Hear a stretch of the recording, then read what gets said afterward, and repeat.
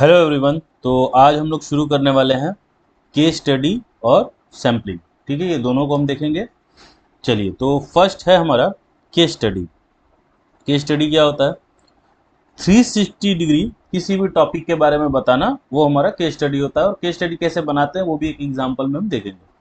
जैसे टॉपिक क्या है हमारा, डाटा आप कहाँ से लाए हैं, टेक्निक्स आपने कौन कौन से यूज़ किए हैं, और सिस्टमाइज उसको कैसे किया है। ठीक है, व्हेन यानी एनालिसिस कब किया है, और फाइनल रिजल्ट विथ एविडेंस। ठीक है, यानी पूरे व्हाट से लेकर हाउ तक विथ कंक्लूजन को ही हम केस स्टडी कह देते हैं। ठीक है, सैम्पलिंग क्या हो जाता है? सैंपल वर्ड आपने बहुत बार सुन रखा है कि जो लार्जर पॉपुलेशन होता है उसमें से छोटा सा कोई पार्ट ले लेते हैं, उसे हम सैंपल कह देते हैं। इसका बेस्ट एग्जांपल वो तसला वाला रहता है। शायद मैंने पहले भी बताया है, मेरी ड्राइंग थोड़ी खराब है इसलिए मजाक नहीं उड़ाना है।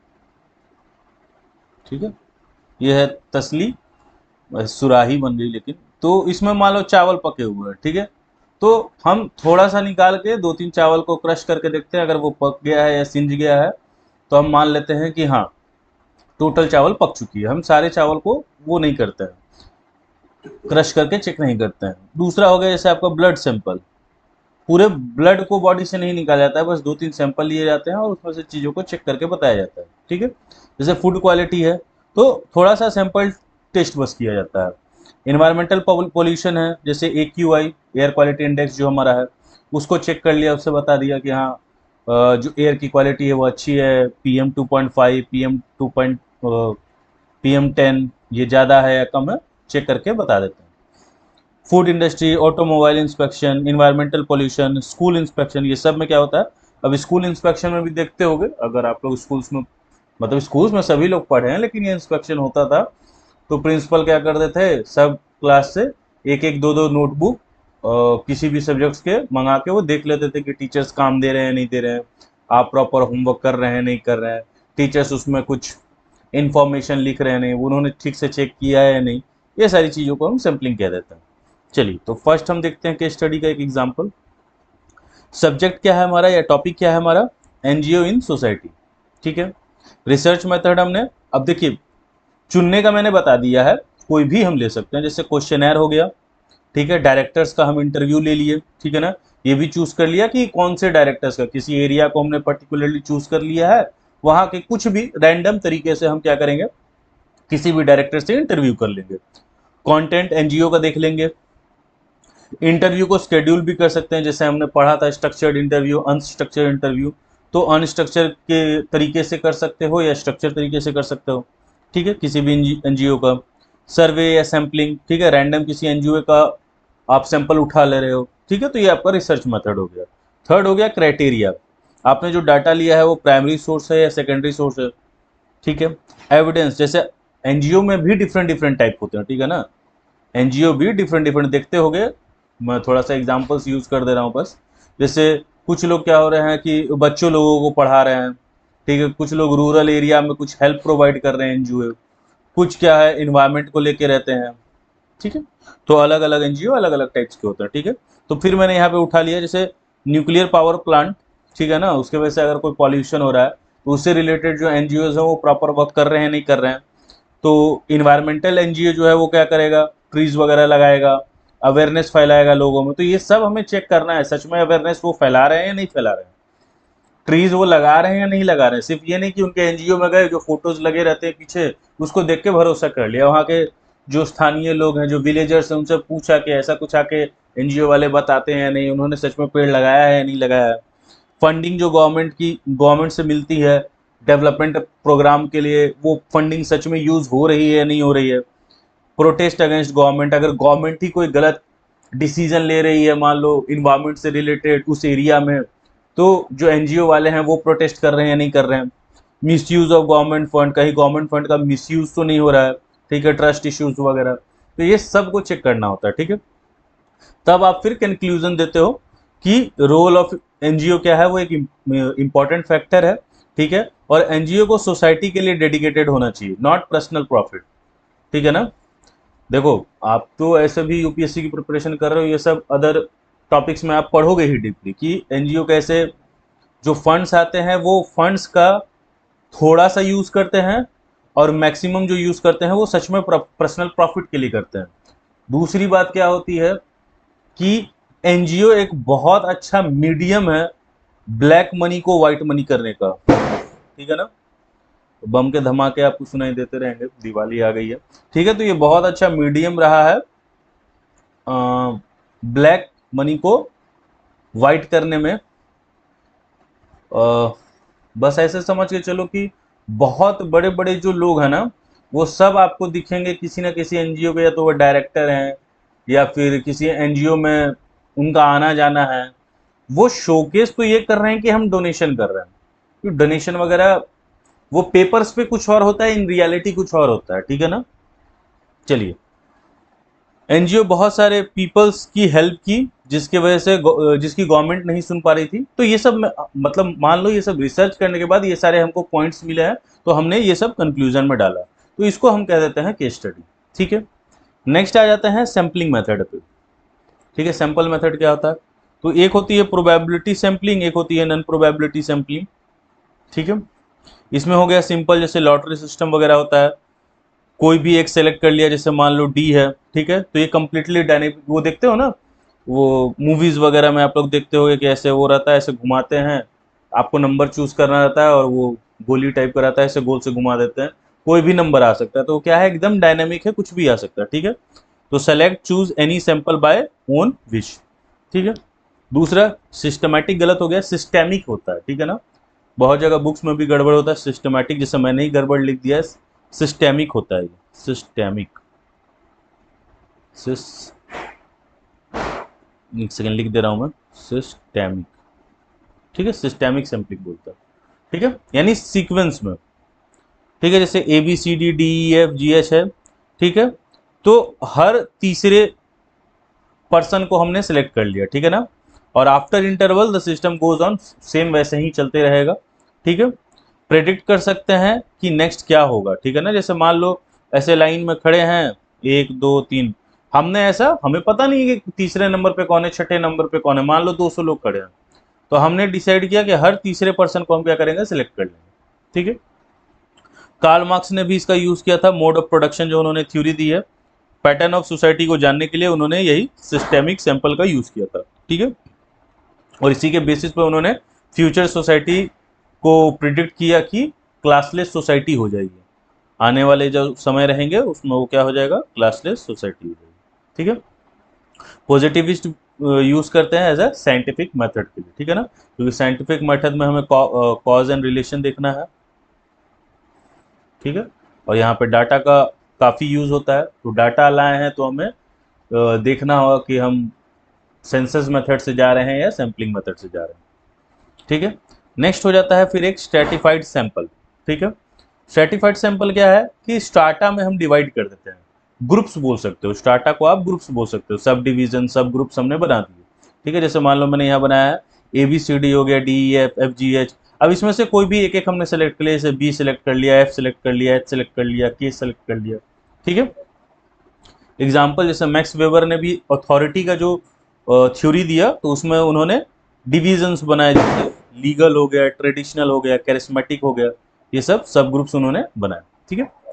पॉजिटिविस्ट भी यूज करते हैं और नॉन पॉजिटिविस्ट भी यूज करते हैं, ठीक। नेक्स्ट है क्लस्टर सैम्पलिंग।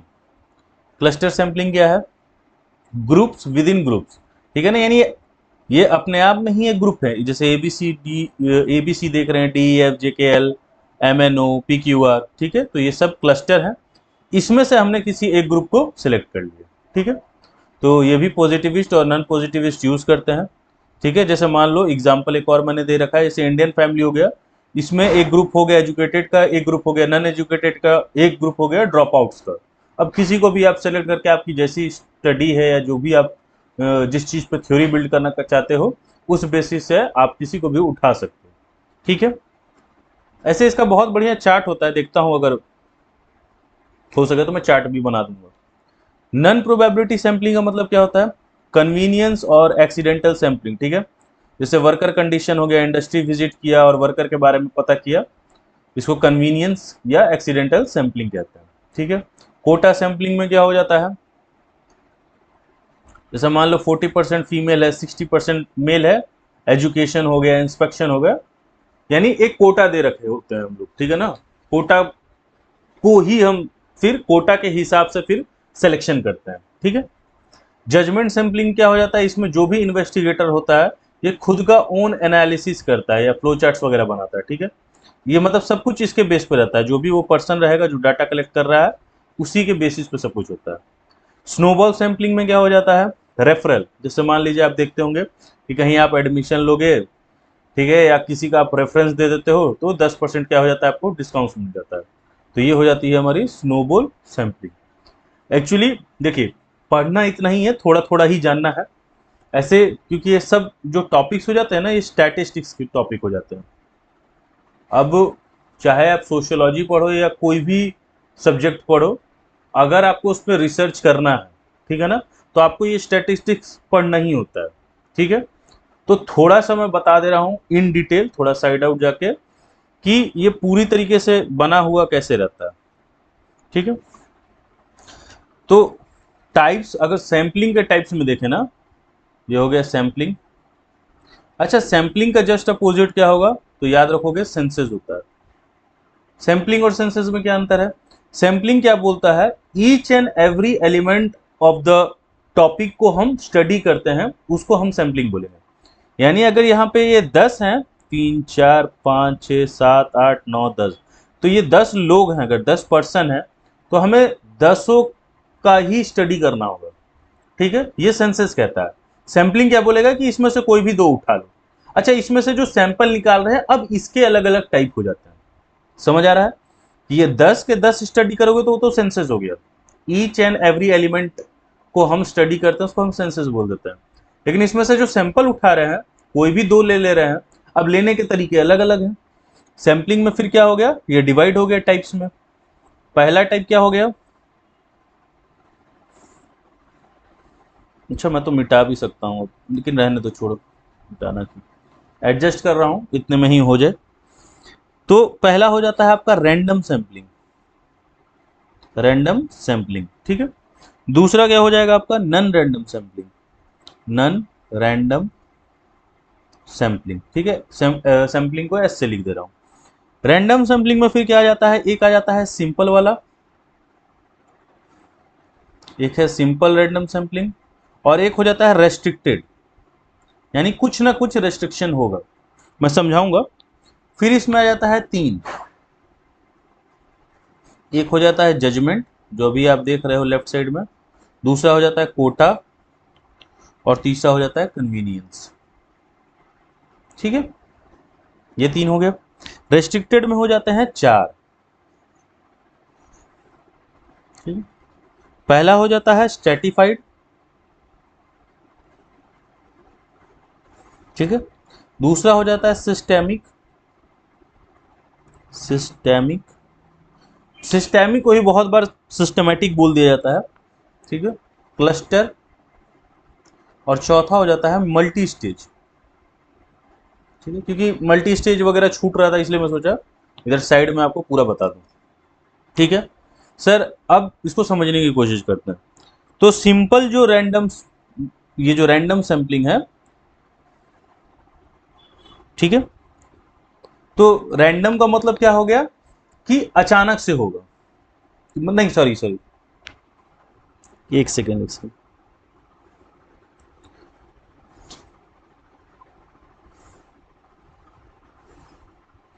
ठीक है।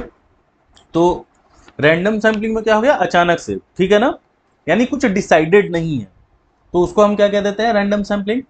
इस इधर वाले पार्ट को हम थोड़ी देर बाद देखेंगे, ठीक है, पहले इधर को देख रहे हैं, ठीक है। रैंडम सैंपलिंग हो गया, इसमें भी हो गया सिंपल। अब सिंपल में क्या है ना, चांसेस सबके इक्वल हैं, ठीक है ना, इसी में आपका वो लॉटरी सिस्टम आता है, ठीक है ना, कि जैसे मैंने ये पासा घुमाया तो कुछ भी आ सकता है, या जो आप लोग लूडो खेलते होगे तो 1 to 6 में जो प्रोबेबिलिटी है वो आने की सबकी बराबर है, कुछ भी आ सकता है। तो ये आ जाता है हमारा सिंपल में, ठीक है। यहां मैं ऐसे छोटा सा करके लिख दे रहा हूं लॉटरी। और रेस्ट्रिक्टेड में क्या हो जाएगा, तो ये बोलोगे सर जब ये सिंपल और रेस्ट्रिक्टेड बनाने की जरूरत क्यों पड़ी, जरूरत इसलिए पड़ी कि देखो पॉपुलेशन भी क्या होता है ना, दो तरीके के होते हैं, इसको मैं मिटा दे रहा हूं। तुम्हारे पास पीडीएफ मिल जाएगी ऐसे ही। हाँ, लेकिन ये जो रेड से अभी बना रहा हूँ ना, इसको आप लोग मतलब अपने नोट्स में ऐड कर लेना, वो नोट्स में नहीं होगा। ये तो मेरी इच्छा हुई है अभी, तो बस बता रहा हूँ। ठीक है, देखो क्या बता रहा था, हाँ सिंपल में लॉटरी। तो सर जरूरत तो पॉपुलेशन क्या होती है, दो तरीके की होती है। एक हो गया आपका होमोजीनस, एक जैसा, और दूसरी पॉपुलेशन हो जाती है हमारी हेट्रोजीनस। ठीक है, अब इस हेट्रोजीनस के वजह से ही क्या होता है ना, कि लॉटरी में तो देख रहे हो जैसे वो पासा फेंक रहे हो 1 to 6 सब एक बराबर है। रेस्ट्रिक्टेड में क्या हो जाता है, कुछ ना कुछ रेस्ट्रिक्शन रहेगा, यानी वो स्ट्रेटिफाइड रहो, सिस्टेमिक रहे, क्लस्टर रहे या मल्टी स्टेट, इस सब में कुछ ना कुछ रेस्ट्रिक्शन रहेगा। अब क्या रहेगा वो एक एक करके समझते हैं। पहले आते हैं हम स्ट्रेटिफाइड में। स्ट्रेटिफाइड, स्ट्रेटिफाइड में मैं क्या बोल रहा हूं कि मान लो एक टोटल बड़ा सा पॉपुलेशन है, ठीक है, यहाँ पीओपी लिख दिया पॉपुलेशन। ठीक है, पॉपुलेशन में से मैंने ग्रुप बना दिया, group A B C D E F. ठीक है, अब हर ग्रुप में से हम क्या करेंगे, कोई दो स्टूडेंट, टू स्टूडेंट को हम सेलेक्ट कर रहे हैं रैंडमली। रैंडमली, अब समझ आ रहा है कि ग्रुप तो हमने ही बनाया है, लेकिन जो इसमें से दो स्टूडेंट, इसीलिए ये रैंडम में आ रहा है। देखो रैंडम में पहले हमने बांट दिया सिंपल और रेस्ट्रिक्टेड में। तो सिंपल में तो लॉटरी सिस्टम हो गया, लेकिन हम ये पर किसके अंदर है, रैंडम, यानी यहाँ अभी भी कुछ ना कुछ रैंडमनेस होगा, कुछ कुछ रेस्ट्रिक्शन भी होंगे, कुछ कुछ रैंडमनेस भी होगा। तो हो क्या रहा है, ये जो ग्रुप बनाया ये हमने बनाया, ठीक है, ये रेस्ट्रिक्शन है।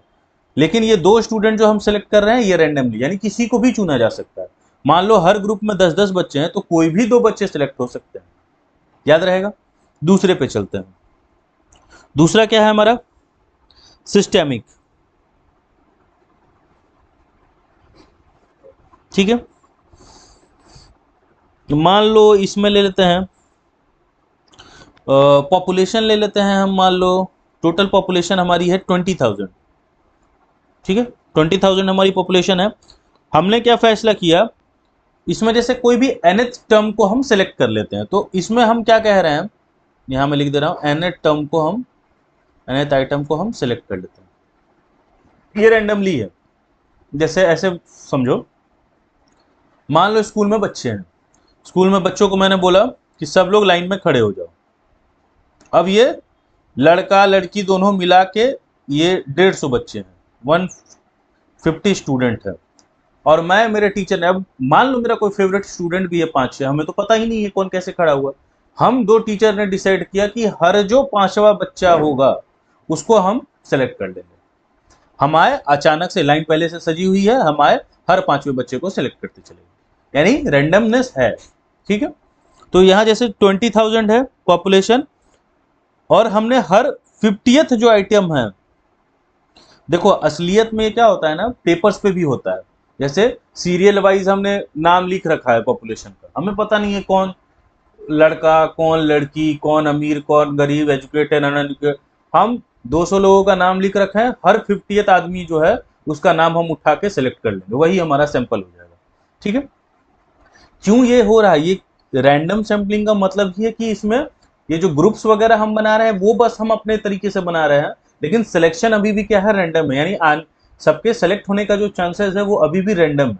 ठीक है, चलो, तो इसमें क्या किया हमने, हर 50th आदमी को चुन लिया। चलिए, थर्ड क्या हो जाता है, cluster sampling. Cluster sampling, cluster sampling में क्या होता है, जैसे मान लो एग्जांपल ले लेता हूं, बिहार। ठीक है, ये बिहार हो गया। बिहार को हमने 15 क्लस्टर्स में बांट दिया, यानी बड़े बड़े, अगर आप लोग स्कूल्स में पढ़े हैं, मतलब मैं जैसे, छोड़ो, स्कूल्स में अगर आप पढ़े हैं तो गेम्स जो होते थे तो पहले क्लस्टर लेवल होते थे, फिर रीजनल लेवल, फिर नेशनल लेवल, ठीक है ना। तो वैसे ही क्लस्टर्स में, तो मान लो मैंने बिहार को 15 क्लस्टर्स में बांट दिया। ठीक है, अब क्या करूंगा मैं, इसमें से कोई भी दो क्लस्टर को हम रैंडमली चुन ले रहे हैं, 2 क्लस्टर सेलेक्टेड। ठीक है, और अब ये जो दो क्लस्टर्स हमने सेलेक्ट किए हैं, मान लो इसके अंदर जितने भी विलेजेस आ रहे हैं उसको हम स्टडी करेंगे, ठीक है।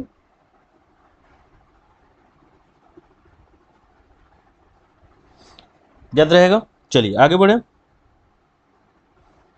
अच्छा हाँ, ये याद रखना है आपको, जैसे ये जो बिहार को मैंने 15 क्लस्टर्स में, क्लस्टर्स बराबर होने चाहिए, ठीक है ना, इसमें कुछ ऊपर नीचे नहीं होना चाहिए, यानी जो एरिया आप ले रहे हैं वो एरिया लगभग 15 क्लस्टर्स में बराबर होना चाहिए, ठीक है। चलिए चलिए आगे बढ़ते हैं। मल्टी स्टेज, थोड़ा सा इसको ऊपर कर दे रहा हूं, हो जाएगा इतने में। फोर्थ है हमारा मल्टी स्टेज सैंपल सैंपलिंग। अब ये क्या है, क्लस्टर्स का बड़ा रूप है, ये क्या है, क्लस्टर का भी ब्रॉडेंड रूप है। इसमें क्या होता है, जैसे मान लो हमने क्या किया, टोटल यूनिवर्स को हमने बांट दिया 500 क्लस्टर्स में। कितने में बांट दिया, 500 क्लस्टर्स में, ठीक है। अब इसमें से हम क्या करेंगे, रैंडमली 250 क्लस्टर्स को चुन लेंगे। फिर क्या करेंगे, 250 में से हम 125 को चुन लेंगे। फिर क्या करेंगे, ऐसे ही करते करते करते हम बहुत नीचे तक आ सकते हैं, ठीक है। और उसके बाद जो बच जाएंगे उसी को हम स्टडी करेंगे। तो ये सब में क्या हो रहा है, रैंडम सिलेक्शन हो रहा है, तो ठीक है, तो इसीलिए ये सब रैंडम सैंपलिंग के ही पार्ट हो जाते हैं। अब आते हैं हम नन रैंडम सैंपलिंग, यानी रैंडमनेस कुछ नहीं है, यानी जो कर रहा है यहाँ पे, कौन कर रहा है, चुनने वाला कर रहा है, इन्वेस्टिगेटर कहते हैं उसको। तो यहाँ पे कुछ रैंडमनेस नहीं है। तो फर्स्ट आ जाता है इसमें क्या, इसको मैं यहां लिख रहा हूं, फर्स्ट आ जाता है हमारा जजमेंट सैंपलिंग, ठीक है।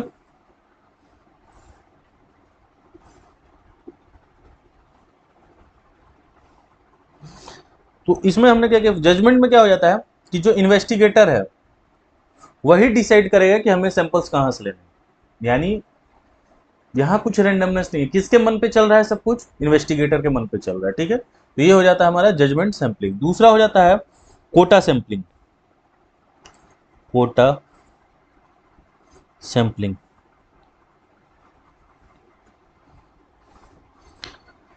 अब मान लो इसमें है पॉपुलेशन, ठीक है, पॉपुलेशन को हमने डिवाइड कर दिया ग्रुप्स में, डिवाइडेड इनटू ग्रुप्स, ठीक है।